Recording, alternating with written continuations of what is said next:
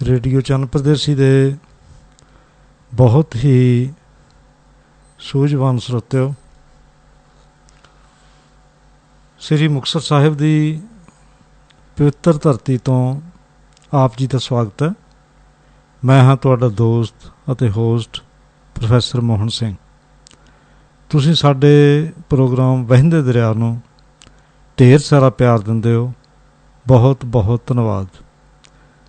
दोस्तों, मेरा यतन हुंदा है कि इस प्रोग्राम च उन्हां हस्तियां नाल गलबात होवे जिन्हां ने जीवन दे किसी न किसी खेतर च विलक्षण योगदान पाया होवे ते साडे प्रोग्राम दे नां दे अनुसार ही वो साडी जिहड़ी हस्ती है वो एक वहिंदे दरिया वर्गा होवे। तुहानूं ये प्रोग्राम किहो जिहा लगदा? तुसी अपने जिहड़ी कीमती राय है वो सरदार दर्शन सिंह बसराओं, जिन्हां दा फोन नंबर है 815 557 4991, जां सरदार सरवण सिंह टिवाणा जी, जिन्हां दा नंबर है 219 670 4579, जां तुसी मेरे WhatsApp नंबर 93 572 46 582 9357246582। दोस्तों, अज एक अजिही शख्सियत नाल आपां गलबात करांगे। तुहाडे उन्हां नूं रूबरू मैं करावांगा जिन्हां ने चौगिरदे नूं सोहना रखण लई, हरा भरा रखण लई, सेहतमंद रखण लई बहुत वड्डा योगदान पाया। मेरी मुराद है श्री गुरप्रीत सिंह सरां, जिहड़े कि फरीदकोट दे निवासी हैं। सोशल स्टडीज़ टीचर वजों government middle school Kot Karor Khurd अते कोटला पिंड दे सांझे स्कूल च पढ़ाउंदे है अते ये पढ़ाउंदे ही नहीं, बच्चों विच जागरूकता पैदा करते हैं कि बच्चों तुसी प्लांटेशन करनी है, तुसी पंछियों का ख्याल रखना है, तुसी चौगिरदे नूं सोहना बनाउणा है, तुसी एक चंगे इंसान बनना है। ये सारा कुछ उसके बच्चों दे विच वेखण नूं मिलदा।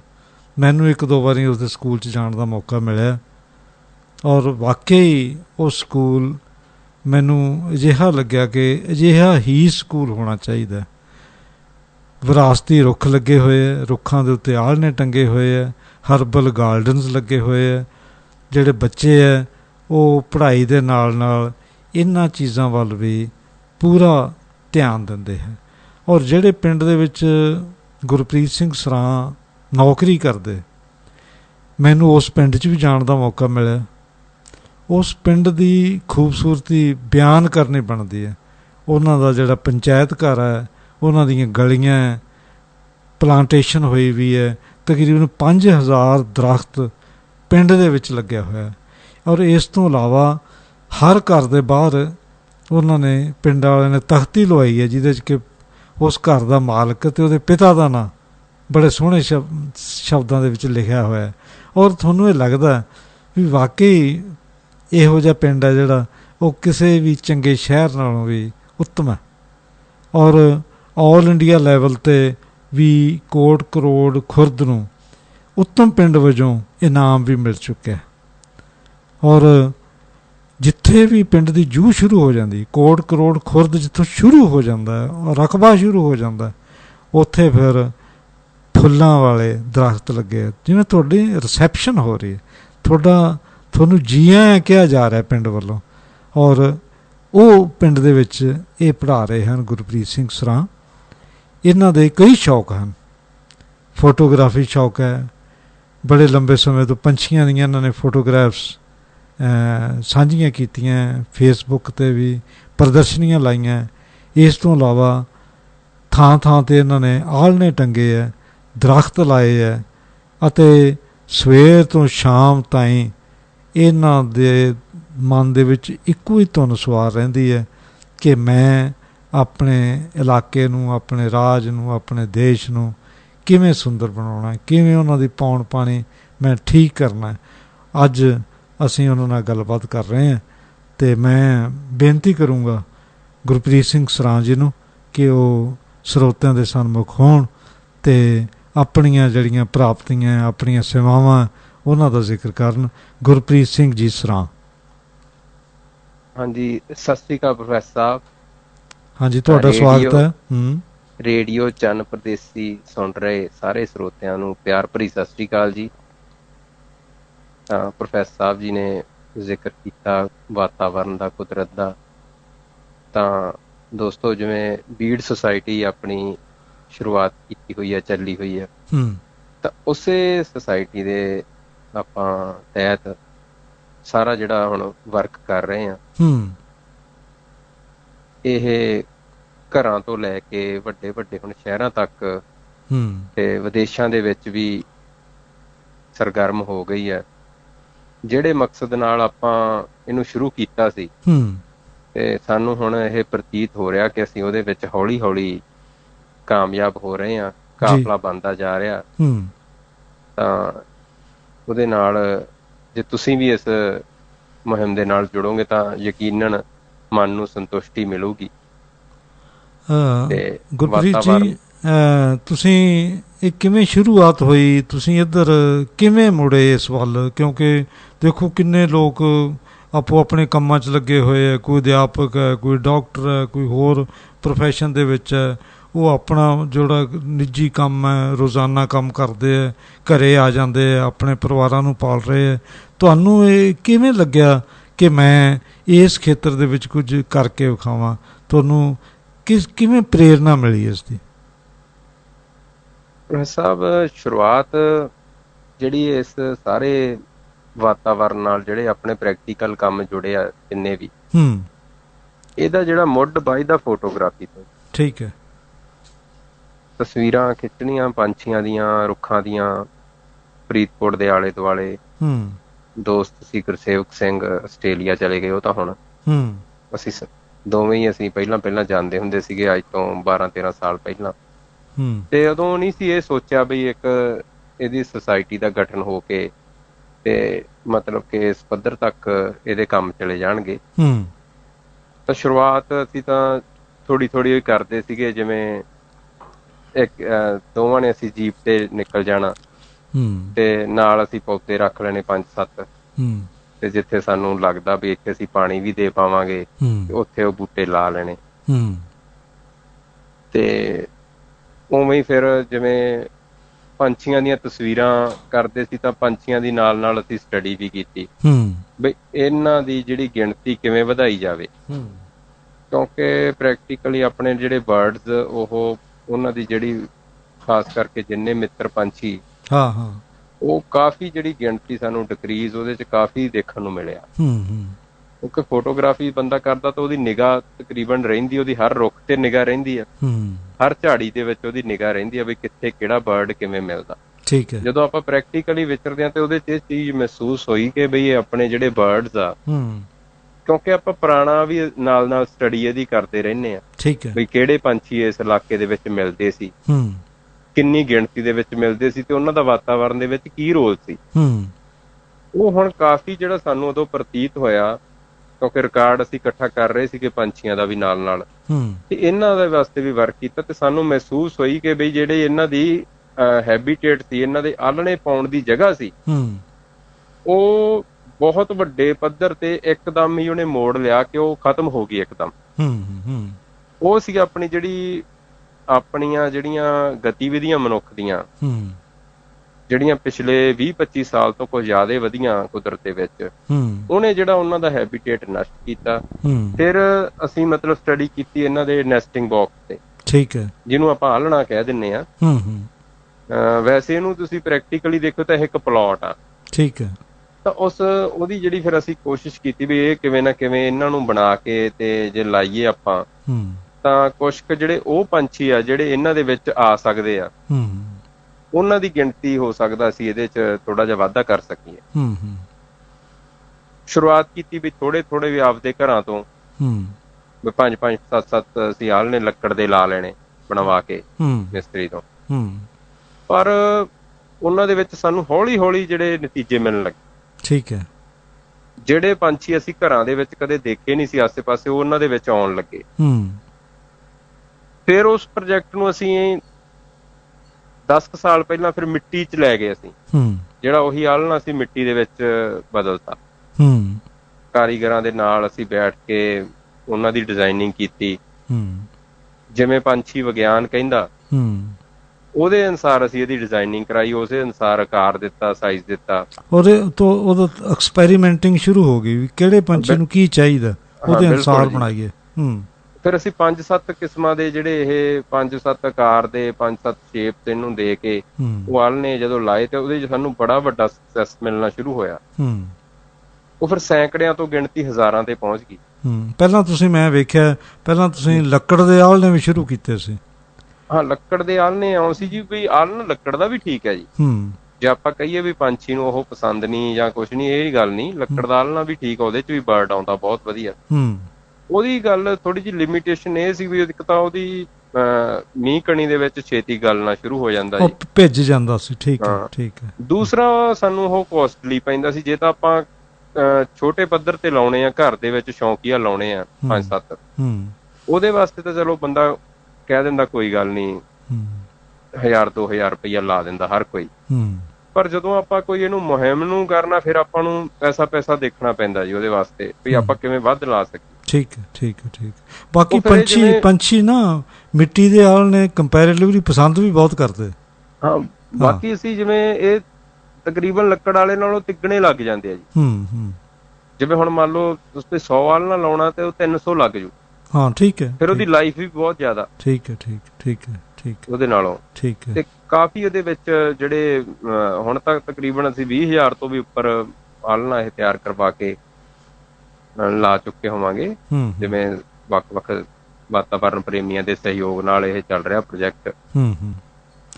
ਤੇ ਕਾਫੀ 17 ਸਪੀਸੀਜ਼ ਅਸੀਂ ਨੋਟ ਕੀਤੀਆਂ ਹੁਣ ਤੱਕ, ਜਿਹੜੀਆਂ ਇਹਦੇ ਵਿੱਚ ਆਪਦਾ ਬਸੇਰਾ ਕਰਕੇ ਉਹਨਾਂ ਨੇ ਗਿਣਤੀ ਵਧਾਈ ਆਪਦੀ। ਬਹੁਤ ਅੱਛਾ। ਜਿੱਥੇ ਲੱਗੇ ਅਸੀਂ ਉੱਥੇ ਗਿਣਤੀ ਵਧੀਆ ਹੋਣ ਲੱਗ। ਤੁਹਾਨੂੰ ਮੈਂ ਉਦਾਹਰਨ ਦਿੰਦਾ ਵੀ ਆਹ 2-4 ਦਿਨ ਪਹਿਲਾਂ ਹੀ ਪਿੰਡ ਘਲੋਟੀ ਦੇ ਗੁਰਦੁਆਰਾ ਸਾਹਿਬ 'ਚ ਅਸੀਂ 17 ਆਲ੍ਹਣੇ ਟੰਗੇ। 2 ਦਿਨ ਪਹਿਲਾਂ ਦੀ ਗੱਲ ਆ, ਤੇ ਅੱਜ ਹੀ ਮੈਨੂੰ ਫੋਨ ਆਇਆ ਉੱਥੋਂ ਵੀ ਕਹਿੰਦੇ ਬਈ 7 ਆਲ੍ਹਣਿਆਂ ਦੇ ਵਿੱਚ ਪੰਛੀਆਂ ਨੇ ਆਪਦਾ ਬਸੇਰਾ ਕਰ ਲਿਆ। ਅੱਛਾ ਅੱਛਾ। 2 ਦਿਨਾਂ ਦੇ ਵਿੱਚ ਸ਼ਿਫਟ ਕਰਕੇ ਵਾਸਾ ਹੋ ਗਿਆ ਉਹਨਾਂ 'ਚ, ਵਾਸਾ ਹੋ ਗਿਆ ਜੀ। ਤਾਂ ਇਹੋ ਜਿਹੀਆਂ ਕਈ ਉਦਾਹਰਨਾਂ ਤਾਂ ਹੁਣ ਮਿਲਦੀਆਂ ਵੀ ਕਈ ਥਾਵਾਂ ਤੇ ਰਿਜ਼ਲਟ ਲੇਟ ਮਿਲਦੇ ਆ, ਕਈ ਥਾਵਾਂ ਤੇ ਤਾਂ ਸਾਨੂੰ ਜਿਵੇਂ ਮਤਲਬ ਕਿ ਦਰਖਤ ਤੇ ਅਸੀਂ ਆਲ੍ਹਣਾ ਲਾਇਆ ਤੇ ਸਾਨੂੰ ਪੌੜੀ ਨਹੀਂ ਥੱਲੇ ਉਤਰਨ ਦਿੰਦੇ ਪੰਛੀ। ਜਿਵੇਂ ਕਿਤੇ ਉਹ ਭਾਲਦੇ ਹੀ ਫਿਰਦੇ ਸਾਨੂੰ ਮਿਲੇ ਸਹੀ ਤੇ ਸ਼ੁਰੂ ਕਰੀਏ ਉਹਦਾ। ਕੱਲ ਅਸੀਂ ਸੀ ਦੌਦਰ, ਭੈਣ ਜੀ ਉੱਥੇ ਨਵੀਂ ਸੁਸਾਇਟੀ ਦਾ ਵੀ ਗਠਨ ਕਰਕੇ ਆਏ ਆ, ਦੌਦਰ ਪਿੰਡ, ਜ਼ਿਲ੍ਹਾ ਮੋਗਾ। ਆਪਣੇ ਪੰਮੀ ਸੰਧੂ ਭੈਣ ਜੀ। ਕਿਰਨ ਸਿੱਧੂ ਭੈਣ ਜੀ, ਉਹ ਵੀ ਟੀਚਰ ਆ। ਅੱਛਾ, ਉਹ ਵੀ ਟੀਚਰ। ਅੱਛਾ। ਉਹ ਦੌਦਰ ਪਿੰਡ ਦੇ ਵਿੱਚ ਉਹਨਾਂ ਨੇ ਗਠਨ ਕੀਤਾ। ਜਿਹਦੀ ਤੁਸੀਂ ਪੰਮੀ ਸਿੱਧੂ ਜੀ ਦੀ ਗੱਲ ਕਰ ਰਹੇ ਹੋ, ਉਹ ਚੰਡੀਗੜ੍ਹ ਚਲਾ ਰਹੇ ਆ ਜੀ। ਅੱਛਾ, ਠੀਕ ਹੈ, ਠੀਕ ਹੈ। ਤੇ ਕਿਰਨ ਸਿੱਧੂ ਨਾਲ ਰੁਪਿੰਦਰ ਸਿੱਧੂ, ਇੱਕ ਕੁਲਦੀਪ ਸਿੰਘ ਦੌਦਰ, ਕਰਨ ਦਾ ਮੁੰਡਾ, ਇਹ 4 ਮੁੰਡਿਆਂ ਨੇ ਮਿਲ ਕੇ ਜਿਹੜਾ 4 ਜਾਣਿਆਂ ਨੇ ਇਹ ਸੁਸਾਇਟੀ ਦਾ ਗਠਨ ਕੀਤਾ ਤੇ ਹੌਲੀ ਹੌਲੀ ਵਰਕ ਕਰ ਰਹੇ ਆ। ਉਹਦਾ ਤੁਸੀਂ ਦੱਸੋ ਵੀ ਉਹ ਪੌੜੀ ਤੋਂ ਅਸੀਂ ਆਲ੍ਹਣਾ ਟੰਗ ਕੇ ਗੋਲ ਮਿੱਟੀ ਵਾਲਾ ਉਤਰੇ ਆ ਤੇ 5 ਮਿੰਟ ਬਾਅਦ ਅਸੀਂ ਉਹਨਾਂ ਦੀਆਂ ਜਿਹੜੀਆਂ ਗਿਟਾਰਾਂ ਦੇਖੀਆਂ ਉਹਦੇ ਵਿੱਚ ਆ ਕੇ ਉਹਨਾਂ ਨੇ ਆਪਦਾ ਡੱਕੇ ਲਿਆਉਣੇ ਸ਼ੁਰੂ ਕਰ ਦਿੱਤੇ। ਬਹੁਤ ਅੱਛਾ, ਬਹੁਤ ਅੱਛਾ। ਖੁਸ਼ੀ ਕਿੰਨੀ ਹੁੰਦੀ ਹੈ? ਖੁਸ਼ੀ ਕਿੰਨੀ ਹੁੰਦੀ ਹੈ? ਖੁਸ਼ੀ ਬਹੁਤ ਜ਼ਿਆਦਾ ਹੁੰਦੀ ਹੈ, ਕਿਉਂਕਿ ਜੀ ਆਪਾਂ ਦੇਖੋ ਇਹ ਆਲ੍ਹਣਾ ਬਣਾਉਣ ਤੇ ਵੀ 10 ਦਿਨ ਦਾ ਸਮਾਂ ਲੱਗ ਜਾਂਦਾ, 15 ਦਿਨ। ਇਹਦੇ ਪਿੱਛੇ ਬੜੀ ਮਿਹਨਤ ਜੁੜੀ ਹੁੰਦੀ ਆ। ਮਿੱਟੀ ਆਉਣੀ ਪਹਿਲਾਂ, ਫਿਰ ਮਿੱਟੀ ਨੂੰ ਸ਼ੇਪ ਦੇਣੀ, ਉਹਨੂੰ ਬਾਲਣ ਨਾਲ ਪਕਾਉਣਾ, ਫਿਰ ਉਹਦੇ ਤੇ ਪੇਂਟ ਵੱਜਣਾ, ਉਹਨੂੰ ਡਿਜ਼ਾਈਨਿੰਗ ਕਰਨੀ, ਫਿਰ ਉਹਨੂੰ ਆਪਾਂ ਟੰਗਣਾ ਜਾ ਕੇ। 10-15 ਦਿਨ ਦੀ ਇਹ ਸਖਤ ਮਿਹਨਤ ਤੋਂ ਬਾਅਦ ਕਿਤੇ ਜਾ ਕੇ ਇੱਕ ਆਲ੍ਹਣਾ ਆਪਣਾ ਲੱਗਦਾ। ਤੇ ਫਿਰ ਤੁਸੀਂ ਦੇਖੋ ਵੀ ਇਹ ਆਲ੍ਹਣਾ ਆਪਣਾ ਕਈ ਸਾਲ ਸੇਵਾ ਕਰਦਾ ਰਹਿੰਦਾ ਜੀ ਬਰਡ ਦੀ। ਪੰਛੀ ਤਾਂ ਪੱਕਾ ਕਾਬਜ ਹੁੰਦਾ ਨਹੀਂ ਇਹਦੇ ਤੇ ਕੋਈ ਵੀ। ਜਦੋਂ ਬੱਚੇ ਉਹਦੇ ਉਡਾਰ ਹੋ ਜਾਂਦੇ ਆ, ਇਹ ਪੰਛੀਆਂ ਦਾ ਸੁਭਾਅ ਹੁੰਦਾ ਵੀ ਆਪਣੇ ਵਾਂਗੂ ਉਹ ਇੱਕ ਥਾਂ ਨਹੀਂ ਟੇਕਿਆ ਨਹੀਂ, ਘਰ ਦਾ ਨੰਬਰ ਲਿਖਾ ਲਿਆ ਵੀ ਉੱਥੇ ਹੀ ਰਵਾਂਗੇ, ਇਹ ਨਹੀਂ। ਇੱਕ ਆਲਣੇ ਦੇ ਵਿੱਚ ਅਸੀਂ 4-4 ਪ੍ਰੋਫੈਸਰ ਸਾਹਿਬ 4-4 ਇੱਕ ਸੀਜ਼ਨ ਦੇ ਵਿੱਚ 4-4 ਪੰਛੀ ਆਉਂਦੇ ਜਾਂਦੇ ਦੇਖੇ ਆ, ਜਿਹੜੇ ਕਿ ਆਪਦੇ ਮਹੀਨਾ ਡੇਢ ਮਹੀਨਾ ਲਾ ਕੇ ਜਦੋਂ ਬੱਚੇ ਡਾਰ ਹੋ ਜਾਂਦੇ ਆ ਉਹ ਖਾਲੀ ਕਰ ਜਾਂਦੇ ਆ, ਫਿਰ ਦੂਸਰੀ ਕਿਸਮ ਦਾ ਪੰਛੀ ਵੀ ਉਹਨਾਂ ਦੇ ਵਿੱਚ ਹੀ ਆ ਜਾਂਦਾ। ਵਾਹ ਜੀ ਵਾਹ। ਕਿਉਂਕਿ ਹਰ ਇੱਕ ਬਰਡ ਦਾ ਜਿਹੜਾ ਨੈਸਟਿੰਗ ਸੀਜ਼ਨ ਦੇ ਮਹੀਨੇ ਥੋੜੇ ਫਰਕ ਦੇ ਨਾਲ ਆ। ਹੁਣ ਮਹੀਨਾ ਚੱਲਦਾ ਪਿਆ, ਤੁਸੀਂ ਜੁਲਾਈ ਦਾ ਹੋ ਗਿਆ, ਜੂਨ ਦਾ ਚੱਲ ਰਿਹਾ, ਤਾਂ ਹੁਣ ਪੈਰਟ ਦਾ ਸੀਜ਼ਨ ਖਤਮ ਹੋ ਗਿਆ। ਆਪਣੀ ਜਿਹੜੀ ਛੋਟੇ ਬਰਡਸ ਹੋ ਗਏ, ਆਪਣੇ ਹਾਊਸ ਸਪੈਰੋ, ਉਹ ਵੀ ਤਕਰੀਬਨ ਹੁਣ ਜਾਂਦਾ ਸੀਜ਼ਨ ਹੀ ਆ। ਕੋਈ ਟਾਵਾਂ ਹੁਣ ਗਿਟਾਰਾਂ ਦਾ ਚੱਲ ਰਿਹਾ, ਤੇ ਬਿਜੜੇ ਹੁਣ ਆਲਣਾ ਪਾ ਰਹੇ ਆ। ਵਾਹ ਜੀ ਵਾਹ। ਇਹਦੇ ਚ ਮੈਂ ਇੱਕ ਹੋਰ ਦੋਸਤਾਂ ਨੂੰ ਦੱਸਦਾ ਵੀ 55 ਸਪੀਸੀਜ਼ ਉਹੀ ਇਹਨਾਂ ਚ ਆਉਣਗੀਆਂ, ਬਾਕੀ ਸਪੀਸੀਜ਼ ਇਹਨਾਂ ਦੇ ਵਿੱਚ ਨਹੀਂ ਆਉਂਦੀਆਂ। ਜਿਵੇਂ ਬਿਜੜਾ ਹੋ ਗਿਆ, ਉਹ ਵੇਖਦਾ ਵੀ ਨਹੀਂ ਇਹਨਾਂ ਆਲਣਿਆਂ ਚ, ਕਿਉਂਕਿ ਉਹਨੂੰ ਕੁਦਰਤ ਨੇ ਕਲਾ ਬਖਸ਼ੀ ਆਲਣਾ। ਉਹਨੇ ਤਾਂ ਉਹ ਟੇਲਰ ਬਰਡ ਆ, ਉਹਨਾਂ ਨੇ ਆਪਦਾ ਹੀ ਬਣਾਉਣਾ। ਠੀਕ ਹੈ, ਬਿਲਕੁਲ ਪ੍ਰੈਸ ਸਾਹਿਬ ਆਪਦਾ ਹੀ ਬਣਾਉਣਗੇ। ਟੇਲਰ ਬਰਡ ਨੇ ਆਪਦਾ ਬਣਾਉਣਾ, ਸ਼ਿਕਾਰੀ ਪੰਛੀਆਂ ਨੇ ਆਪਦੇ ਬਣਾਉਣੇ ਆ। ਔਰ ਗੁਰਪ੍ਰੀਤ ਜੀ ਉਹਦੇ ਬਾਰੇ ਤੇ ਇਹ ਹੈ ਵੀ ਬਿਜੜਾ ਤਾਂ ਕਈ ਆਲਣੇ ਬਣਾਉਂਦਾ, ਜਿੰਨਾ ਚਿਰ ਬਿਜਲੀ ਨੂੰ ਪਸੰਦ ਨਾ ਆਵੇ ਉਹਨਾਂ ਚਿਰ ਉਹ 10 ਆਲਣੇ ਵੀ ਕਈ ਵਾਰ ਬਣਾਈ ਜਾਂਦਾ। ਬਿਲਕੁਲ ਪ੍ਰੈਸ ਸਾਹਿਬ 2 ਦਿਨਾਂ ਚ ਆਲਣਾ ਕੰਪਲੀਟ ਕਰ ਲੈਂਦਾ ਜੀ ਉਹ। 2 ਦਿਨਾਂ ਬਾਅਦ ਫਿਰ ਬਿਜਲੀ ਜਿਹੜੀ ਹੈਗੀ ਆ ਉਹ ਚੈਕਿੰਗ ਕਰਦੀ ਉਹਦੀ। ਅੱਛਾ। ਤੇ ਉਹ ਜੇ ਉਹ ਪਸੰਦ ਆਉਂਦਾ, ਪਸੰਦ ਮਤਲਬ ਕਿ ਕਿਉਂਕਿ ਉਹਨੇ ਤਾਂ ਡਿਜ਼ਾਈਨ ਤਾਂ ਉਹਨੇ ਉਹੀ ਬਣਾ ਹੀ ਦੇਣਾ, ਉਹਨੇ ਸੇਫਟੀ ਚੈੱਕ ਕਰਨੀ ਉਹਦੀ। ਠੀਕ ਹੈ, ਵੀ ਇਹ ਸੇਫਟੀ ਆ ਤਾਂ ਠੀਕ ਆ। ਉਹ ਫਿਰ ਕਈ ਵਾਰੀ ਤਾਂ 5-5 7-7 ਆਲਣੇ ਬਣਾ ਕੇ ਫੇਰ ਜਾ ਕੇ ਉਹਨਾਂ ਨੂੰ ਉਹ ਪਸੰਦ ਆਉਂਦਾ। ਠੀਕ ਹੈ। ਤਾਂ ਹੀ ਤੁਸੀਂ ਦੇਖੋ ਨਾ ਕਿਸੇ ਜਿਹੜੇ ਕੰਡਿਆਲੇ ਰੁੱਖ ਆ ਜਿਆਦਾ ਕੁਛ ਕਰਦੇ, ਕਈ ਵਾਰੀ ਪੂਰਾ ਦਰਖਤ ਹੀ ਬਿਜੜੇ ਦੇ ਆਲਣੇ ਨਾਲ ਭਰੇ ਹੁੰਦੇ। ਠੀਕ ਹੈ। ਉਹਦੇ ਚ ਵਰਤੋਂ ਤਾਂ ਤਕਰੀਬਨ 20-25% ਹੀ ਹੁੰਦੇ ਆ, ਬਾਕੀ ਤਾਂ ਉਹਨਾਂ ਦਾ ਮੇਕਿੰਗ ਹੀ ਹੁੰਦੇ। ਠੀਕ ਹੈ। ਉਸ ਤੋਂ ਬਾਅਦ ਦੇਖੋ ਐਡੀ ਖੂਬਸੂਰਤ ਕਲਾ ਉਹ ਛੱਡ ਜਾਂਦਾ, ਤੇ ਫਿਰ ਆਪਣੇ ਕੰਮ ਵੀ ਆਉਂਦੇ ਆ। ਉਹ ਕਮਾਲ, ਬੱਚੇ ਲਾ ਲੈਂਦੇ ਆ। ਉਹ ਜਦੋਂ ਆਪਣੇ ਨੈਸਟਿੰਗ ਸੀਜ਼ਨ ਉਹਦਾ ਪੂਰਾ ਹੋ ਜਾਂਦਾ, ਤੇ ਆਪਾਂ ਜੇ ਉਹਦਾ ਕੋਈ ਆਲਣਾ ਲਾ ਲੈਂਦੇ ਆ ਤਾਂ ਕੋਈ ਐਡੀ ਪ੍ਰੋਬਲਮ ਨਹੀਂ। ਉਹਨੇ ਅਗਲੇ ਸਾਲ ਨਵਾਂ ਹੀ ਬਣਾਉਣਾ। ਅੱਛਾ ਗੁਰਪ੍ਰੀਤ ਜੀ, ਐਂ ਦੱਸੋ ਵੀ ਤੁਹਾਡਾ ਜਿਹੜਾ ਸ਼ੁਰੂ ਹੋਇਆ 2-3 ਤੁਹਾਡੇ ਸਾਥੀਆਂ ਤੋਂ, ਤੇ ਹੁਣ ਕਿਸ ਮੁਕਾਮ ਤਾਈਂ ਤੁਹਾਡੀ ਬੀਡ ਸੁਸਾਇਟੀ ਪਹੁੰਚੀ ਹੈ, ਤੇ ਕਿੰਨੀ ਇਹਦੀ ਐਕਸਪੈਂਸ਼ਨ ਹੋਈ ਹੈ, ਤੁਹਾਡੀ ਰੀਚ ਕਿੱਥੋਂ ਤੱਕ ਪਹੁੰਚ ਚੁੱਕੀ ਹੈ, ਸਰੋਤੇ ਇਹ ਵੀ ਜਾਣਨਾ ਚਾਹਣਗੇ। ਹੁਣ ਤਾਂ ਜਿਵੇਂ ਕੁਦਰਤ ਦੀ ਪੂਰੀ ਕਿਰਪਾ ਹੈ ਬੀਡ ਸੁਸਾਇਟੀ ਤੇ। ਇੱਕ ਜਿਵੇਂ ਤੁਹਾਡੇ ਵਰਗੇ ਜਿਹੜੇ ਸਾਡੇ ਚਾਨਣ ਮੁਨਾਰੇ ਆ, ਤੁਸੀਂ ਹੋ ਗਏ ਪ੍ਰੋਫੈਸਰ ਨਿਤਨੇਮ ਸਿੰਘ ਜੀ ਹੋ ਗਏ, ਉਹਨਾਂ ਦੇ ਆਸ਼ੀਰਵਾਦ ਨਾਲ, ਤੇ ਇੱਕ ਸੋਸ਼ਲ ਮੀਡੀਆ ਨੇ ਬਹੁਤ ਸਾਰੇ ਸੱਜਣਾਂ ਨੂੰ ਇਹਦੇ ਨਾਲ ਜੋੜ ਲਿਆ। ਕਿਉਂਕਿ ਆਪਾਂ ਜਿਹੜਾ ਸੋਸ਼ਲ ਮੀਡੀਆ ਤੇ ਬੀਡ ਸੁਸਾਇਟੀ ਦੇ ਜਿੰਨੇ ਵੀ ਆਪਣਾ ਪੇਜ ਚੱਲਦੇ ਆ, ਜਾਂ ਕੋਈ ਆਪਾਂ ਪ੍ਰੈਕਟੀਕਲ ਵਰਕ ਦਿਖਾਉਂਦੇ ਆ ਉਹਦੇ ਵਿੱਚ, ਤਾਂ ਉਹ ਲੋਕਾਂ ਨੂੰ ਪਸੰਦ ਆ ਰਿਹਾ। ਤਾਂ ਸੱਜਣ ਮਿੱਤਰ ਬਹੁਤ ਜੁੜ ਰਹੇ ਆ। ਤੁਸੀਂ ਲੋਕਡਾਊਨ ਦਾ ਹੁਣ ਚੱਲ ਰਿਹਾ, ਤੁਸੀਂ ਕਰੋਨਾ ਦਾ ਸੰਕਟ ਦੇ ਨਾਲ ਸਾਰੀ ਦੁਨੀਆ ਘਿਰੀ ਹੋਈ ਹੈ। ਤਾਂ ਕਰੋਨਾ ਸੰਕਟ ਦੇ ਦੌਰਾਨ ਹੀ 5 ਆਪਣੀਆਂ ਨਵੀਆਂ ਸੁਸਾਇਟੀਆਂ ਦਾ ਹੋਰ ਗਠਨ ਹੋਇਆ। ਬਹੁਤ ਅੱਛਾ। ਉਹਦੇ ਵਿੱਚ ਜਿਵੇਂ ਸਭ ਤੋਂ ਪਹਿਲਾਂ ਬੀਡ ਸੁਸਾਇਟੀ ਜਲਾਲਾਬਾਦ ਫਾਜ਼ਿਲਕਾ ਦੀ ਆ ਗਈ, ਫਿਰ ਆਪਣੀ ਦੌਦਰ ਦਾ ਮੈਂ ਜ਼ਿਕਰ ਕਰ ਲਿਆ ਪਹਿਲਾਂ ਹੀ, ਫਿਰ ਆਪਣੀ ਬੀਡ ਸੁਸਾਇਟੀ ਬੰਗਲੌਰ ਦੇ ਵਿੱਚ ਵੀ ਬੜੀ ਵਧੀਆ ਤਰੀਕੇ ਦੇ ਨਾਲ ਇਹਦੀ ਸ਼ੁਰੂਆਤ ਕੀਤੀ ਹੈ ਵਿਨੇ ਚੋਪੜਾ ਜੀ ਨੇ। ਇੱਕ ਆਪਣੇ ਸਵਰਨਜੀਤ ਸਿੰਘ ਜੀ ਜਿਹੜੇ ਪਹਿਲਾਂ ਇੱਥੇ ਫੌਜ ਦੇ ਵਿੱਚ ਸੀ, ਫਿਰ ਉਹਨਾਂ ਨੇ ਅਧਿਆਪਕ ਵੀ ਰਹੇ ਆ ਪੰਜਾਬ ਦੇ ਵਿੱਚ। ਇਸ ਟਾਈਮ ਤੇ ਉਹ ਬਰੈਂਪਟਨ ਦੇ ਵਿੱਚ ਆ, ਕੈਨੇਡਾ ਦੇ ਵਿੱਚ। ਸਮੁੰਦਰੋਂ ਪਾਰ ਵੀ ਪਹੁੰਚ ਗਈ ਤੁਹਾਡੀ ਬੀਡ ਸੁਸਾਇਟੀ। ਸਮੁੰਦਰੋਂ ਪਾਰ ਤਾਂ ਪਹਿਲਾਂ ਹੀ 2 ਆਪਣੀਆਂ ਸਰੀ ਦੇ ਵਿੱਚ ਤੇ ਐਡਮਿੰਟਨ ਦੇ ਵਿੱਚ ਕੰਮ ਕਰ ਰਹੇ ਸੀਗੇ ਆਪਣੇ ਬੀਡ ਸੁਸਾਇਟੀ ਦੇ ਤਹਿਤ, ਤੇ ਹੁਣ ਬਰੈਂਪਟਨ ਦੇ ਵਿੱਚ ਵੀ ਇਹਦੀ ਆਗਾਜ਼ ਹੋਇਆ। ਤਾਂ ਇਸ ਤਰ੍ਹਾਂ ਨਾਲ ਲਗਭਗ ਹੁਣ ਆਪਣੀਆਂ 35 ਥਾਵਾਂ ਦੇ ਉੱਤੇ ਇਹ ਸੁਸਾਇਟੀ ਜਿਹੜੀ ਕੰਮ ਕਰ ਰਹੀ ਹੈ। ਔਰ ਜਿਹੜਾ ਨੌਜਵਾਨ ਤਬਕਾ ਹੈ, ਉਹਨਾਂ ਨੇ ਇੰਨਾ ਜੋਸ਼ ਵਿਖਾਇਆ ਨਾ ਇੱਧਰ, ਕਿ ਉਹ ਬੱਚੇ ਇੱਧਰ ਲੱਗੇ ਹੋਏ ਹੈ, ਹਜ਼ਾਰਾਂ ਦੀ ਗਿਣਤੀ 'ਚ ਦਰਖਤ ਲਾ ਰਹੇ ਹੈ।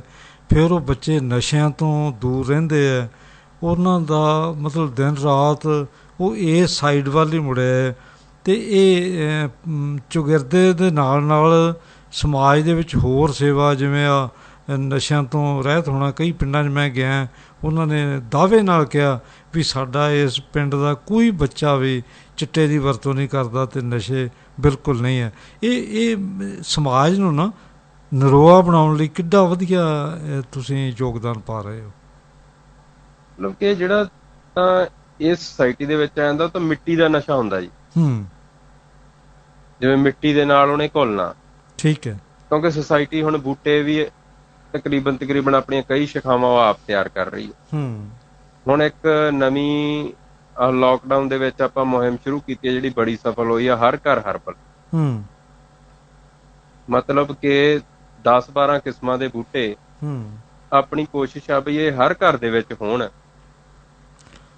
ਕਿਉਂਕਿ ਇਹ ਬਿਮਾਰੀ ਆ ਕਰੋਨਾ ਦੀ ਜਿਹੜੀ ਚੱਲੀ, ਇਹ ਚਲੋ ਇਹਨੇ ਬਹੁਤ ਦੁਨੀਆ ਇਹਦੇ ਤੋਂ ਪਰੇਸ਼ਾਨ ਆ ਸਾਰੇ ਹੀ। ਆਪਾਂ ਸਾਰੀ ਦੁਨੀਆ ਨੂੰ ਇੱਕ ਇਹਨੇ ਸਬਕ ਸਿਖਾਇਆ, ਤੇ ਇਹਦੇ ਚ ਇੱਕ ਗੱਲ ਚੰਗੀ ਜ਼ਰੂਰ ਸਮਝ ਕੇ ਨਿਕਲੀ ਆਈ ਆ।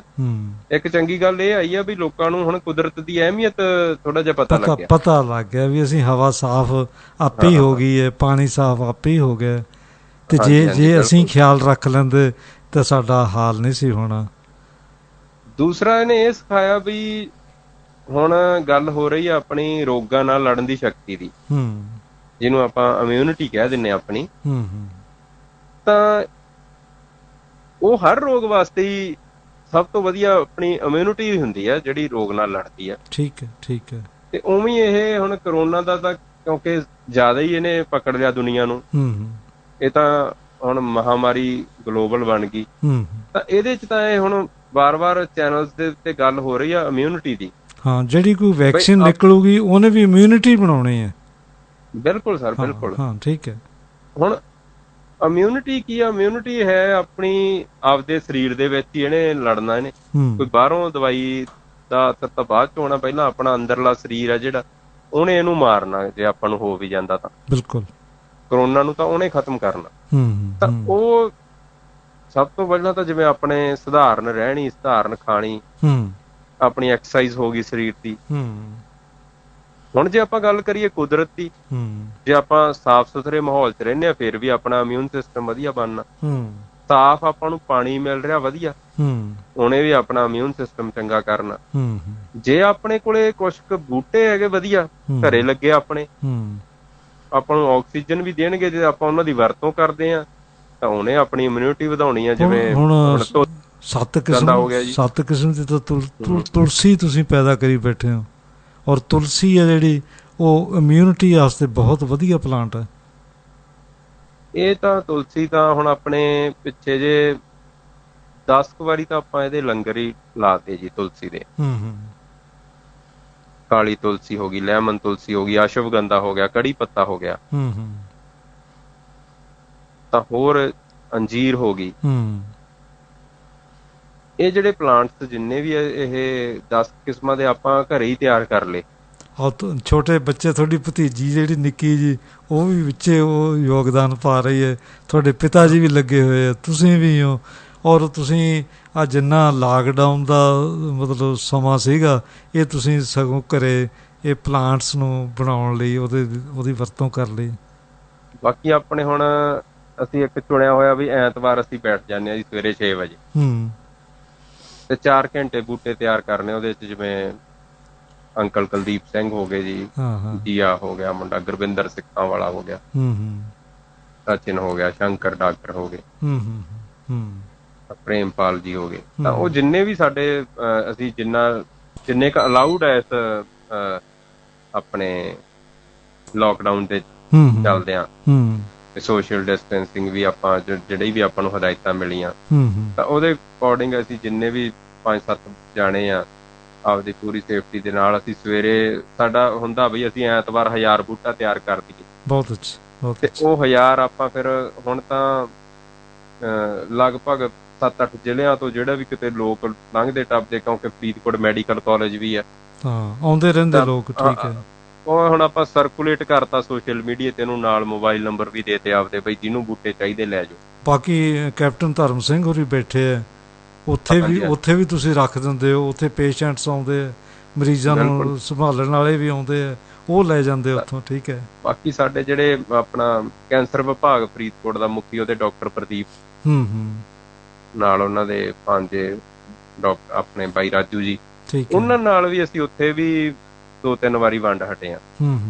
ਤੇ ਉਹ ਬਹੁਤ ਦਿਲਚਸਪੀ ਰੱਖਦੇ ਆ ਡਾਕਟਰ ਪ੍ਰਦੀਪ ਵੀ, ਹੈਡ ਆਫ ਡਿਪਾਰਟਮੈਂਟ ਆ ਉੱਥੋਂ ਦੇ, ਤੇ ਉਹਨਾਂ ਨੇ ਵੀ ਉਹ ਸਾਨੂੰ ਕਹਿੰਦੇ ਰਹਿੰਦੇ ਵੀ ਆ ਕੇ ਇੱਥੇ ਆਪਾਂ ਤੁਲਸੀ ਦੇਈਏ ਨਾਲ। ਠੀਕ ਹੈ। ਤੇ ਇਹਦੇ ਨਾਲ ਮਤਲਬ ਕਿ ਥੋੜਾ ਜਿਹਾ ਮਰੀਜ਼ਾਂ ਨੂੰ ਵੀ ਹੋਰ ਉਤਸ਼ਾਹਤ ਮਿਲਦੀ, ਉਹਨਾਂ ਨੂੰ ਰਾਹਤ ਮਿਲਦੀ ਆ। ਅੱਛਾ, ਐਂ ਦੱਸੋ ਮੈਨੂੰ ਵੀ ਹੁਣ ਤਾਂ ਤੁਸੀਂ ਹਰਬਲ ਗਾਰਡਨਸ ਕਿੰਨੇ ਕੁ ਸਥਾਪਿਤ ਕਰਦੇ ਸਾਹਿਬ? ਜਿਵੇਂ ਹਰਬਲ ਗਾਰਡਨ ਆਪਣੇ ਸਕੂਲ ਤੋਂ ਸ਼ੁਰੂਆਤ ਕੀਤੀ ਸੀ,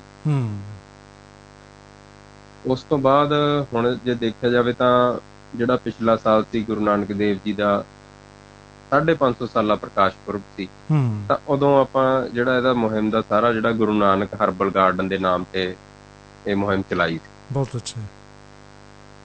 ਤਾਂ ਉਸ ਮੁਹਿੰਮ ਦੇ ਤਹਿਤ ਹੁਣ ਤੱਕ ਆਪਣੇ ਲਗਭਗ 80 ਕੁ ਹਰਬਲ ਗਾਰਡਨ ਬਣ ਚੁੱਕੇ ਆ। ਇੱਕ ਹਰਬਲ ਗਾਰਡਨ ਚ ਕਿੰਨੇ ਪਲਾਂਟਸ ਤੁਸੀਂ ਦਿੰਦੇ ਹੋ? ਜਿਹੜੇ ਸਾਹਿਬ ਜਿਵੇਂ ਹੌਲੀ ਹੌਲੀ ਸੁਧਾਰ ਆਈ ਗਿਆ ਇਸ ਮੁਹਿੰਮ ਦੇ ਵਿੱਚ। ਜਿਹੜਾ ਪਹਿਲਾਂ ਆਪਾਂ ਬਣਾ ਲੈਂਦੇ ਸੀਗੇ, ਸਿਰਫ ਆਪਾਂ ਪਲਾਂਟੇਸ਼ਨ ਕਰ ਦਿੰਦੇ ਸੀ, ਤੇ ਉਹਦੇ ਚ ਕੋਈ ਆਪਣੀ ਜਿੰਨੀ ਕੁ ਆਪਾਂ ਨੂੰ ਖਾਲੀ ਜਗ੍ਹਾ ਮਿਲ ਜਾਂਦੀ ਸੀ, ਉਹਦੇ ਚ ਆਪਾਂ 25-30 ਕਿਸਮਾਂ ਜਿਹੜੀਆਂ ਗਣਕਾਰੀ ਪੌਦਿਆਂ ਦੀਆਂ ਉਹ ਲਾ ਕੇ ਆਪਣਾ ਹੌਲੀ ਹੌਲੀ ਫਿਰ ਆਪਾਂ ਵੀ ਸਿੱਖਦੇ ਰਹਿੰਦੇ ਆ ਵੀ ਇਹਦੇ ਚ ਸੁਧਾਰ ਹੋਣਾ। ਹੁਣ ਆਪਣਾ ਇਹ ਸਾਰਾ ਮੈਪ ਤੇ ਬਣਦਾ ਜੀ। ਅੱਛਾ, ਠੀਕ ਹੈ। ਨਕਸ਼ਾ ਤਿਆਰ ਕਰਕੇ ਫਿਰ ਪ੍ਰੋਪਰ ਉਹਨੂੰ ਹਰਬਲ ਗਾਰਡਨ ਨੂੰ ਸ਼ੇਪ ਦੇ ਕੇ ਬਣਾਈਦਾ। ਉਹਦੇ ਵਿੱਚ ਆਪਾਂ ਹਰਬਲ ਹੈਜ ਵੀ ਲੱਗ ਜਾਂਦੀ ਆ ਬੂਟਿਆਂ ਦੀ। ਠੀਕ ਹੈ। ਉਹ ਵੀ ਹਰਬਲ ਪਲਾਂਟ ਤੇ ਨਾਲ ਜਗ੍ਹਾ ਦੇ ਹਿਸਾਬ ਨਾਲ 40 ਕੁ ਕਿਸਮਾਂ ਤੱਕ ਆਪਾਂ ਲਾ ਦਿੰਨੇ ਆ ਪੌਦਿਆਂ ਦੀਆਂ। ਠੀਕ ਹੈ। ਉਹਨਾਂ ਨੂੰ ਵੀ ਕੈਟਾਗਰੀਜ਼ ਬਣਾ ਕੇ, ਠੀਕ ਹੈ, ਵੀ ਕਿਵੇਂ ਛੋਟੇ ਵੱਡੇ ਸਾਰੇ ਕਰਕੇ ਤੇ 40 ਕੁ ਕਿਸਮਾਂ ਦੇ ਬੂਟੇ ਲੱਗਦੇ, ਤੇ ਤਕਰੀਬਨ ਕਾਫੀ ਥਾਵਾਂ ਤੇ ਕਾਮਯਾਬ ਵੀ ਹੋ ਗਏ। ਕੁਛ ਕੁ ਥਾਵਾਂ ਤੇ ਸਾਰੇ ਕਾਮਯਾਬ ਨਹੀਂ ਹੁੰਦੀ ਕੋਈ ਵੀ ਚੀਜ਼ ਹੋਵੇ, ਤੇ ਕੁਛ ਕੁ ਥਾਵਾਂ ਤੇ ਜਿਹੜੇ ਹੁੰਦੇ ਆ ਸਿਰਫ ਵੀ ਫੋਟੋਆਂ ਖਿੱਚੀਏ ਤੇ ਬਸ ਬੱਲੇ ਬੱਲੇ ਹੋ ਗਈ। ਬਾਕੀ ਤੁਹਾਡੇ 90-95% ਤੱਕ ਸਕਸੈਸ ਰੇਟ ਹੈਗਾ ਹੀ ਤਕਰੀਬਨ। ਅਸੀਂ ਤਾਂ ਜੀ ਪ੍ਰੋਫੈਸਰ ਸਾਹਿਬ ਜਦੋਂ ਇਸ ਪਲਾਂਟੇਸ਼ਨ ਦੇ ਵਿੱਚ ਅਬਵ 60% 70% ਵੀ ਮਿਲ ਜਾਂਦਾ ਨਾ, ਤਾਂ ਉਹਨੂੰ ਅਸੀਂ ਵਧੀਆ ਮੰਨ ਦਿੰਦੇ ਹਾਂ ਜੀ। ਚਲੋ ਬਈ ਤੁਹਾਨੂੰ ਸਕਸੈਸ ਰੇਟ ਠੀਕ ਆ, ਸਾਡੀ ਸੈਟਿਸਫਾਈ ਆ ਉਹਦੇ ਤੋਂ। ਕਿਉਂਕਿ ਜਿਹੜਾ ਹਜੇ ਨਾ ਆਪਣੇ ਲੋਕ ਇਹਦੇ ਪ੍ਰਤੀ ਇੰਨੇ ਸਾਰੇ ਸੰਵੇਦਨਸ਼ੀਲ ਨਹੀਂ, ਨੁਕਸਾਨ ਕਰਨ ਵਾਲੇ ਵੀ ਬਹੁਤ ਆ ਲੋਕ। ਠੀਕ ਹੈ। ਹੁਣ ਤੁਸੀਂ ਬੂਟਿਆਂ ਦੀ ਆਪਾਂ ਗੱਲ ਕਰ ਰਹੇ ਹਾਂ, ਤਾਂ ਤੁਸੀਂ ਦੇਖੋ ਵੀ ਆਪਾਂ ਗਾਰਡ ਤੋਂ ਬਿਨਾਂ, ਇੱਕ ਤਾਂ ਪਸ਼ੂ ਨੁਕਸਾਨ ਕਰਦਾ ਆਪਣੇ, ਇੱਕ ਬੰਦਾ ਵੀ ਉਹਦਾ ਇੱਕ ਕੈਟਾਗਰੀ ਇਹੋ ਜਿਹੀ ਵੀ ਆ, ਠੀਕ ਹੈ, ਜਿਹੜਾ ਕਿ ਉਹਨੂੰ ਤੁਹਾਨੂੰ ਬੂਟੇ ਨੂੰ ਉਹ ਬਰਦਾਸ਼ਤ ਨਹੀਂ ਕਰਦਾ।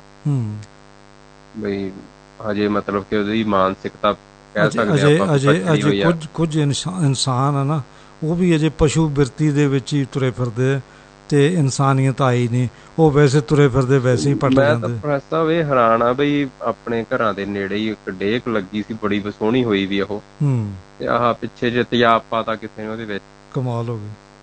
ਤੇ ਉਹ ਮਤਲਬ ਕਿ ਪਤਾ ਨਹੀਂ ਕਿਹੋ ਜਿਹੀ ਮਾਨਸਿਕਤਾ ਲੈ ਕੇ ਹਜੇ ਲੋਕ ਤੁਰੇ ਫਿਰਦੇ ਆ, ਇਹ ਹਜੇ ਸਮਝ ਤੋਂ ਬਾਹਰ ਆ। ਤੇ ਹੌਲੀ ਹੌਲੀ ਫਰਕ ਪੈ ਰਿਹਾ, ਪਰ ਜਿਹੜਾ ਆਪਣਾ ਸੰਦੇਸ਼ ਮੈਂ ਇਹੀ, ਜਿੰਨੇ ਆਪਣੇ ਵਲੰਟੀਅਰਸ ਆ ਉਹ ਕਈ ਵਾਰੀ ਜਿਵੇਂ ਇਸ ਗੱਲ ਤੋਂ ਬਹੁਤ ਔਖੇ ਹੋ ਜਾਂਦੇ ਆ ਬਈ ਆਪਾਂ ਬੂਟੇ ਲਾਏ ਸੀ ਨੁਕਸਾਨੇ ਗਏ। ਉਹ ਮੈਂ ਤਾਂ ਸਾਰਿਆਂ ਦੇ ਵਿੱਚ ਇਹ ਚੀਜ਼ ਹੁਣ ਕੁੱਟ ਕੇ ਭਰ ਰਿਹਾ ਕਿ ਬਈ ਆਪਾਂ ਤੁਸੀਂ ਉਹਨਾਂ ਦਾ ਜਿਹਦਾ ਕੰਮ ਹੈਗਾ ਪੱਟਣਾ ਉਹਨੂੰ ਪੱਟਣ ਦਿਓ, ਨੁਕਸਾਨ ਦਿਓ, ਆਪਣਾ ਕੰਮ ਲਾਉਣਾ। ਹਾਂ, ਹਤਾਸ਼ ਨਾ ਹੋਵੋ ਤੇ ਕੰਮ ਜਾਰੀ ਰੱਖੋ ਆਪਦਾ। ਮੈਂ ਕਿਹਾ ਬਈ ਤੁਹਾਨੂੰ ਜੇ 10 ਵਾਰੀ ਵੀ ਲਾਉਣਾ ਪਵੇ ਲਾਓ, ਆਪਾਂ ਸਕਸੈਸ ਕਰਕੇ ਹਟਾਂਗੇ। ਠੀਕ ਹੈ, ਠੀਕ ਹੈ। ਅੱਛਾ, ਲਹਾਮ ਪਿੰਡ ਸੀਗਾ ਇੱਕ, ਮੈਂ ਤੁਹਾਨੂੰ ਉਦਾਹਰਨ ਇਹਦੀ ਦਿੰਦਾ। ਲਹਾਮ ਪਿੰਡ ਸੀ, ਅਸੀਂ 60 ਬੂਟੇ ਲਾਏ ਸਾਹਿਬ, ਟਰੀ ਗਾਰਡ ਵੀ ਲਾਏ।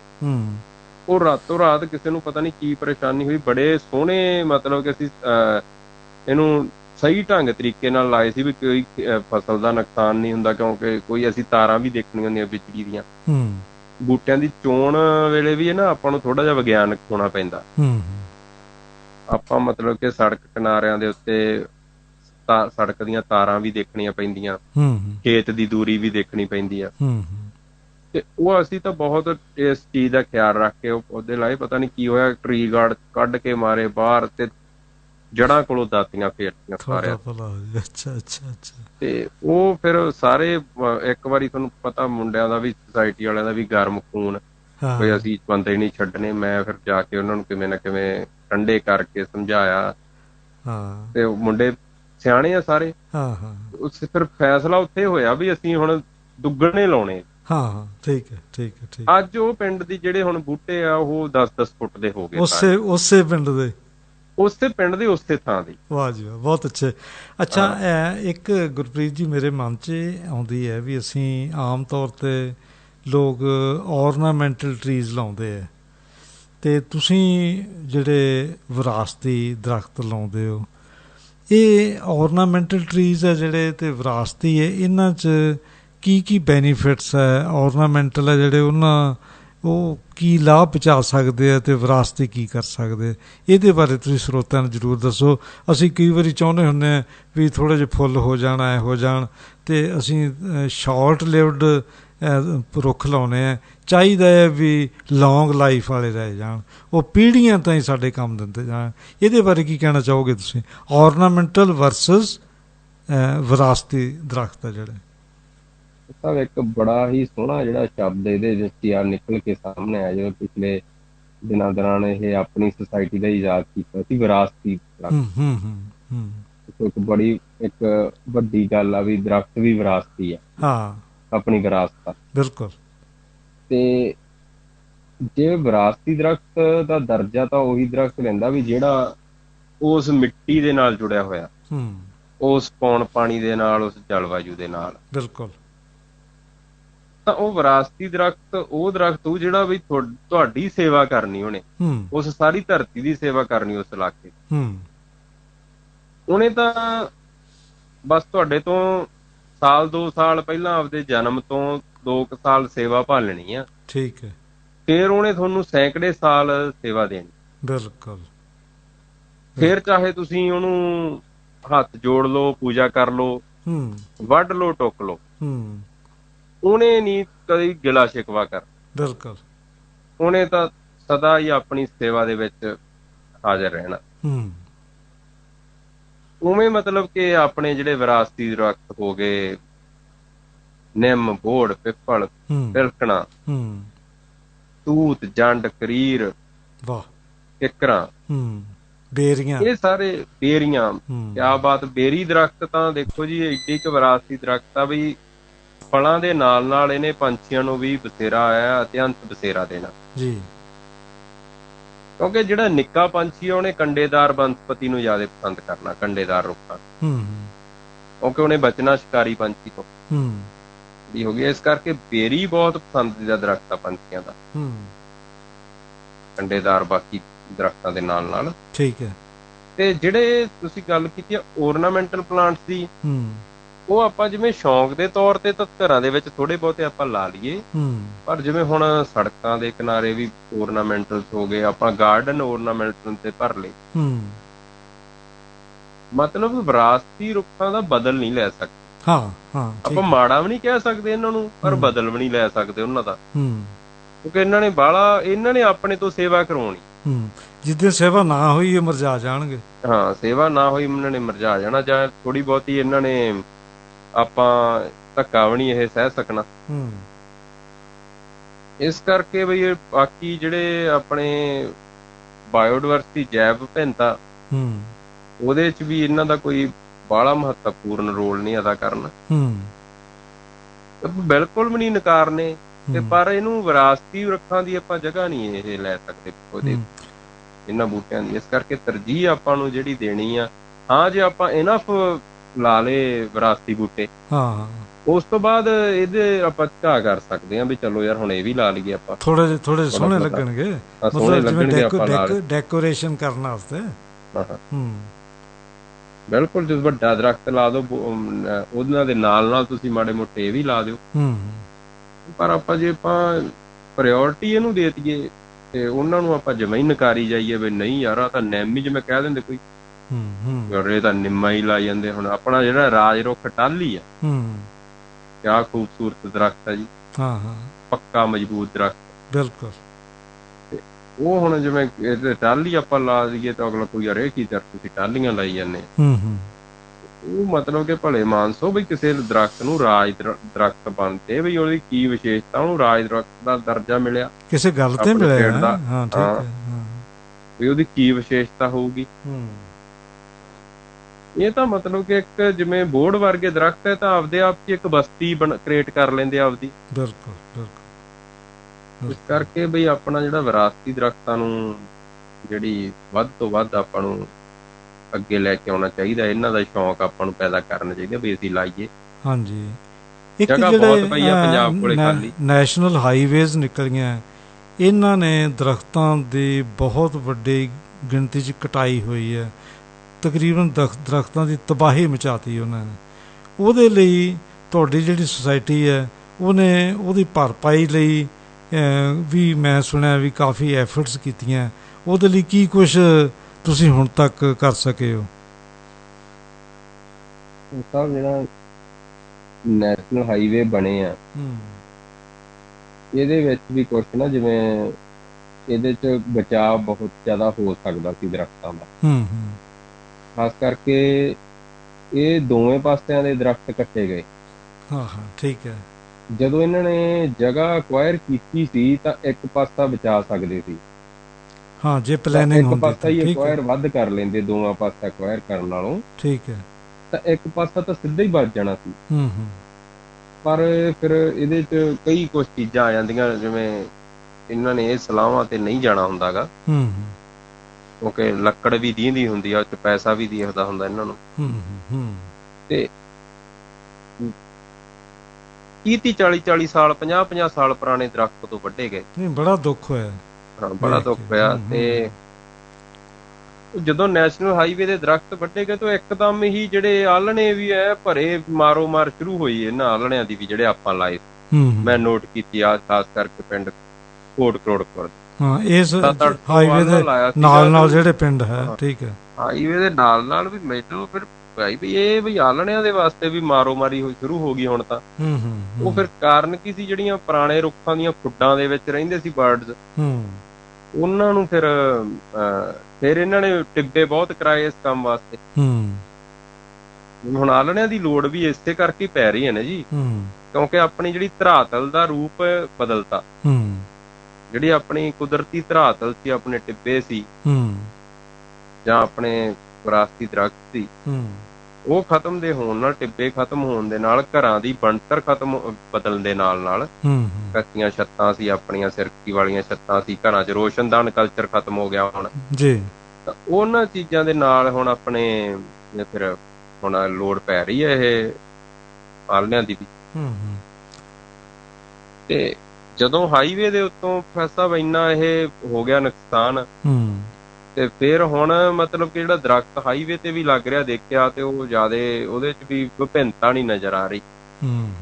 ਉਹ ਵਿਰਾਸਤੀ ਨਹੀਂ ਹੈ, ਹੋਰ ਦਰਖਤ ਹੋਰ ਕਿਸਮ ਦੇ ਲਾ ਰਹੇ ਆ ਵਿਰਾਸਤੀ। ਉਹਦੇ ਚ ਸਾਹਿਬ ਇਹਦੇ ਚ ਚਾਹੀਦੇ ਸੀਗੇ ਲੌਂਗ ਲਾਈਫ ਜਾਂ ਇਹਨੂੰ ਵਿਭਿੰਨਤਾ ਲੈ ਕੇ ਆਉਂਦੇ।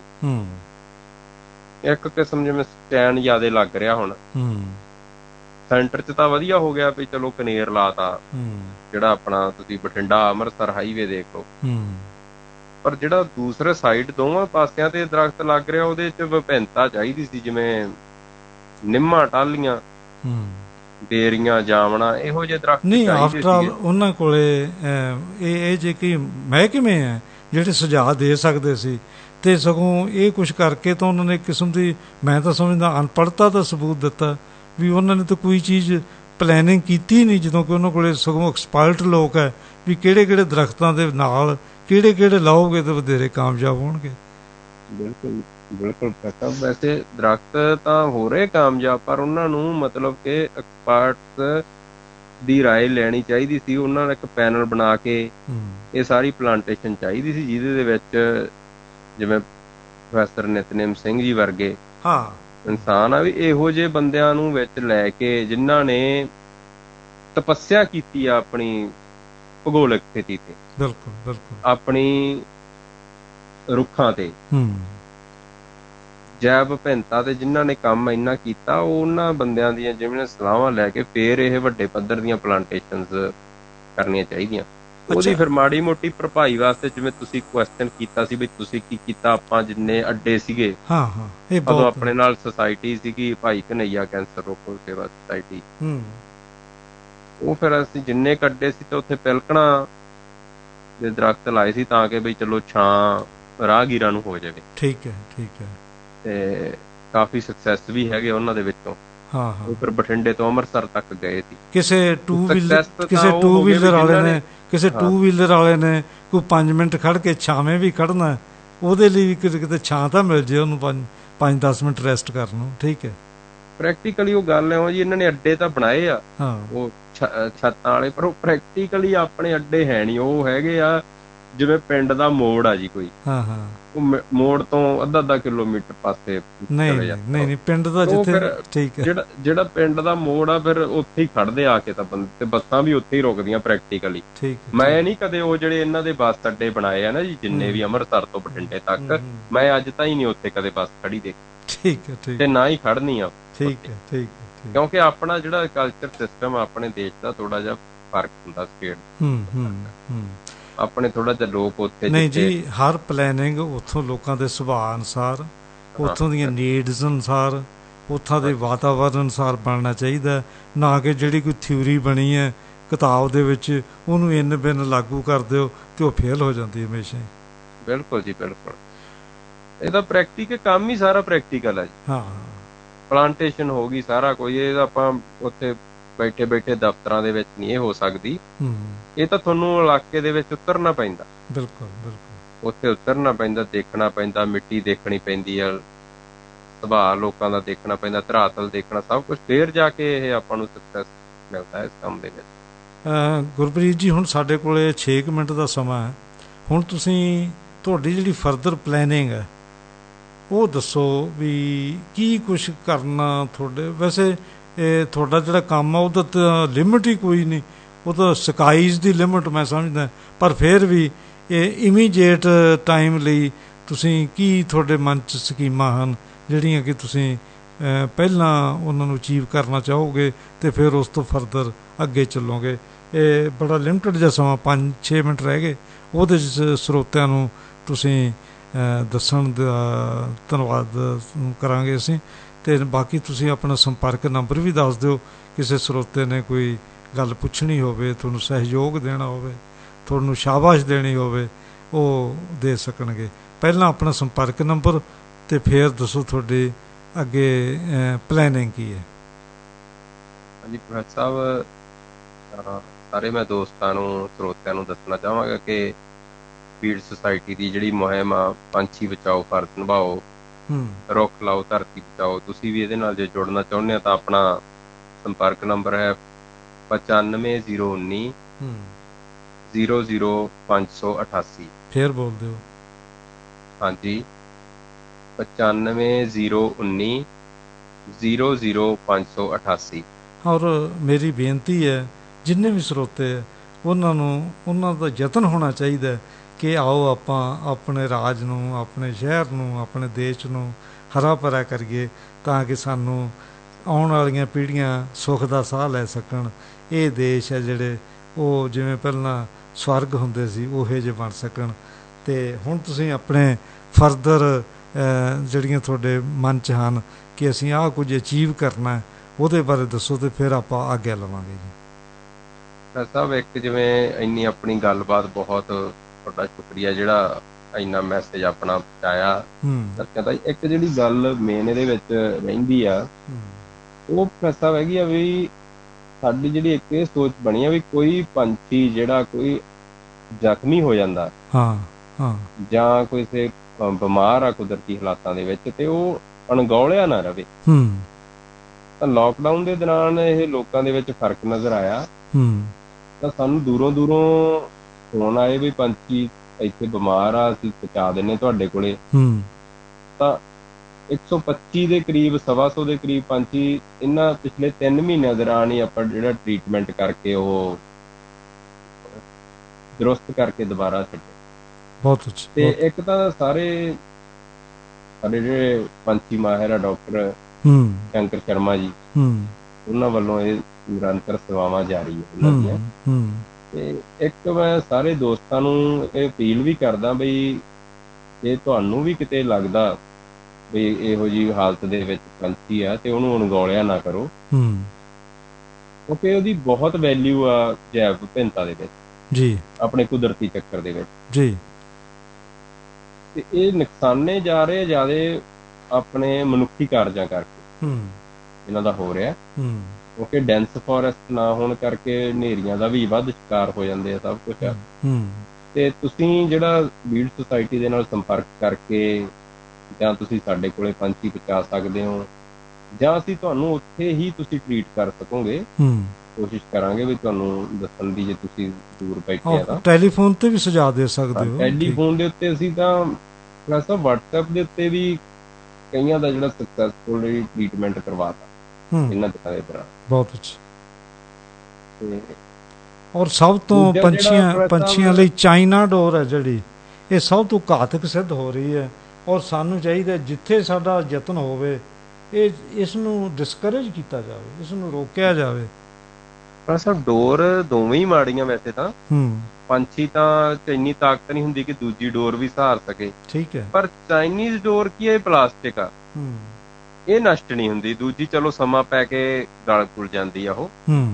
ਚਾਈਨੀਜ਼ ਡੋਰ ਦੀ ਤਾਂ ਹੁਣ ਵੀ ਪੰਛੀ ਲਪੇਟ ਚ ਆ ਰਿਹਾ, ਜਾਂ ਕਿ 4-5 ਮਹੀਨੇ ਹੋ ਗਏ ਪਤੰਗ ਉੱਡਣ ਖਤਮ ਹੋਇਆ ਨੂੰ, ਕਿਉਂਕਿ ਇਹਨੇ ਤਾਂ ਜਿਹੜਾ ਇੱਕ ਵਾਰੀ ਜਾਲ ਬੁਣਤਾ ਆਪਦਾ ਰੁੱਖ ਦੇ ਵਿੱਚ ਜਾਂ ਕਿਸੇ ਖੰਭ ਵਿੱਚ, ਤਾਂ ਇਹ ਬੁਣਿਆ ਹੀ ਰਹਿਣਾ।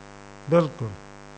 ਇਹ ਤਾਂ ਸਾਰੀ ਉਮਰ ਦਾ ਮਤਲਬ ਕਿ ਉਹਨੇ ਜਾਲ ਬਣਾਤਾ ਵੀ ਜਦੋਂ ਬਰਡ ਉਹਦੇ ਚ ਫਸਿਆ ਤੇ ਉਹਨੇ ਬੜੇ ਨਾਮੁਮਕਿਨ ਹੀ ਹੋ ਜਾਂਦਾ। ਜੇ ਤਾਂ ਨਿਗਾਹ ਚ ਆ ਗਿਆ ਕਿਤੇ ਤਾਂ ਉਹ ਬਚ ਜੂਗਾ, ਨਹੀਂ ਤਾਂ ਬਸ ਉਹ ਤੁਸੀਂ 2-2 ਦਿਨ ਤੜਪ ਕੇ ਮਰਦਾ ਜੀ। ਤੁਸੀਂ ਖਾਲੀ ਹੱਥ ਉਹਨੂੰ ਤੋੜ ਵੀ ਨਹੀਂ ਸਕਦੇ, ਤੁਹਾਡੇ ਹੱਥ ਵੀ ਨਹੀਂ ਤੋੜ ਸਕਣਗੇ ਤੁਸੀਂ। ਪ੍ਰੋਫੈਸਰ ਪੰਛੀ ਛੱਡੋ, ਤੁਸੀਂ ਇਹ ਬੰਦਿਆਂ ਨੂੰ, ਜਾਨਵਰਾਂ ਨੂੰ ਨਹੀਂ ਇਹ ਛੱਡਦੀ। ਮੰਨ ਲਓ ਕਿਸੇ ਆਪਣੇ ਗਲੇ 'ਚ ਫਿਰ ਜਾਂਦੀ ਹੈ ਜਾਂ ਕਿਤੇ ਹੋਰ ਸਰੀਰ ਦੇ ਅੰਗ ਤੇ ਫਿਰ ਜਾਂਦੀ ਆ, ਤੇ ਇਹ ਤਾਂ ਬਹੁਤ ਭਾਰੀ ਨੁਕਸਾਨ ਕਰਦੀ ਆ। ਆਪਾਂ ਬਹੁਤ ਉਦਾਹਰਨਾਂ ਦੇਖੀਆਂ। ਔਰ ਗੁਰਪ੍ਰੀਤ ਜੀ, ਇੰਨੀ ਵਧੀਆ ਗੱਲਾਂ ਹੋ ਰਹੀਆਂ ਸਨ, ਪਰ ਸਮਾਂ ਆਗਿਆ ਨਹੀਂ ਦੇ ਰਿਹਾ। ਸਮੇਂ ਦੀ ਤਕਰੀਬਨ ਸਮਾਪਤੀ ਹੈ ਤੇ ਤੁਸੀਂ ਸਿਰਫ ਕੁਝ ਸਕਿੰਟਾਂ ਲਈ ਰੇਡੀਓ ਚੰਨ ਪਰਦੇਸੀ ਦੇ ਸਰੋਤਿਆਂ ਨਾਲ ਦੋ ਚਾਰ ਗੱਲਾਂ ਕਰੋ ਤੇ ਫਿਰ ਆਪਣੇ ਸਮਾਪਤੀ ਵੱਲ ਵਧਾਂਗੇ। ਹਾਂਜੀ ਪ੍ਰੋਫੈਸਰ ਸਾਹਿਬ, ਜਿਵੇਂ ਤੁਸੀਂ ਪੁੱਛਿਆ ਸੀ ਵੀ ਕਿਹੜੀਆਂ ਹੁਣ ਤੁਹਾਡੇ ਸੁਪਨੇ ਅੱਗੇ, ਤਾਂ ਆਪਾਂ ਕੋਈ ਜ਼ਿਆਦਾ ਪ੍ਰੋਫੈਸਰ ਪ੍ਰੈਕਟੀਕਲ ਇਹਨਾਂ 'ਚ ਜ਼ਿਆਦਾ ਆਪਾਂ ਤਜਰਬੇ ਨਹੀਂ ਕਰਨੇ ਹੁਣ ਅੱਗੇ। ਜਿਹੜੀਆਂ ਮੁਹਿੰਮਾਂ ਆਪਣੀਆਂ ਚੱਲ ਰਹੀਆਂ ਉਹਨਾਂ ਦੇ ਵਿੱਚ ਹੀ ਆਪਾਂ ਸੁਧਾਰ ਕਰਕੇ ਇਹਨਾਂ ਨੂੰ ਹੀ ਅੱਗੇ ਹੋਰ ਕਾਮਯਾਬ ਕਰਨਾ। ਬਹੁਤ ਅੱਛਾ। ਚਾਹੇ ਦਰਖਤ ਲਾਉਣ ਦੀ ਹੋ ਗਈ, ਹਰਬਲ ਗਾਰਡਨ ਦੀ ਹੋ ਗਈ, ਹਰਬਲ ਬੂਟਿਆਂ ਦੀ ਹੋ ਗਈ, ਪੰਛੀਆਂ ਦੇ ਆਲਣਿਆਂ ਦੀ ਹੋ ਗਈ। ਠੀਕ ਹੈ ਜੀ। ਨਾਲ ਆਪਣੀ ਦੋਸਤਾਂ ਨੂੰ ਵੀ ਅਪੀਲ ਆ, ਤੁਸੀਂ ਵੱਧ ਤੋਂ ਵੱਧ ਬੂਟੇ ਲਾਓ, ਉਹਨਾਂ ਦੀ ਸਾਂਭ ਸੰਭਾਲ ਕਰੋ, ਸਹੀ ਤਰੀਕੇ ਦੇ ਨਾਲ ਲਾਓ। ਜੇ ਤੁਹਾਨੂੰ ਕਿਸੇ ਕਿਸਮ ਦੀ ਇਹਦੇ 'ਚ ਦਿੱਕਤ ਆਉਂਦੀ ਆ ਤੇ ਤੁਸੀਂ ਸੰਪਰਕ ਵੀ ਕਰੋ ਸਾਡੇ ਨਾਲ।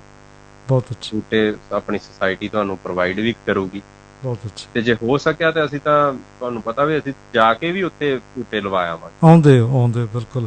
ਹਾਂਜੀ ਗੁਰਪ੍ਰੀਤ ਜੀ, ਸਮੇਂ ਦੀ ਹੁਣ ਸਮਾਪਤੀ ਹੈ ਤੇ ਅੱਜ ਰੇਡੀਓ ਚੰਨ ਪਰਦੇਸੀ ਵੱਲੋਂ ਮੈਂ ਤੁਹਾਡਾ ਧੰਨਵਾਦੀ ਹਾਂ ਕਿ ਤੁਸੀਂ ਬਹੁਤ ਹੀ ਵਿਸਥਾਰ ਨਾਲ ਹਰ ਗੱਲ ਤੇ ਸਰੋਤਿਆਂ ਨੂੰ ਦੱਸਿਆ ਕਿ ਕੀ ਕੁਝ ਅਸੀਂ ਕਰ ਸਕਦੇ ਹਾਂ। ਬਹੁਤ ਬਹੁਤ ਤੁਹਾਡਾ ਧੰਨਵਾਦ। ਦੋਸਤੋ, ਅੱਜ ਇੰਨਾ ਕੁਝ ਹੀ, ਬੜਾ ਕੁਝ ਸਰਾਂ ਜੀ ਨੇ ਸਾਨੂੰ ਦੱਸਿਆ ਤੇ ਅਗਲੇ ਹਫ਼ਤੇ ਕੋਈ ਹੋਰ ਮੁੱਦਾ ਲੈ ਕੇ ਆਵਾਂਗੇ। ਤਦ ਤੱਕ ਤੁਹਾਨੂੰ ਮੇਰੇ ਵੱਲੋਂ ਢੇਰ ਸਾਰਾ ਪਿਆਰ, ਸਤਿਕਾਰ, ਆਦਾਬ, ਸਤਿ ਸ੍ਰੀ ਅਕਾਲ ਅਤੇ ਤੁਸੀਂ ਸਾਰੇ ਹਮੇਸ਼ਾ ਖੁਸ਼ ਰਹੋ, ਆਬਾਦ ਰਹੋ ਜੀ।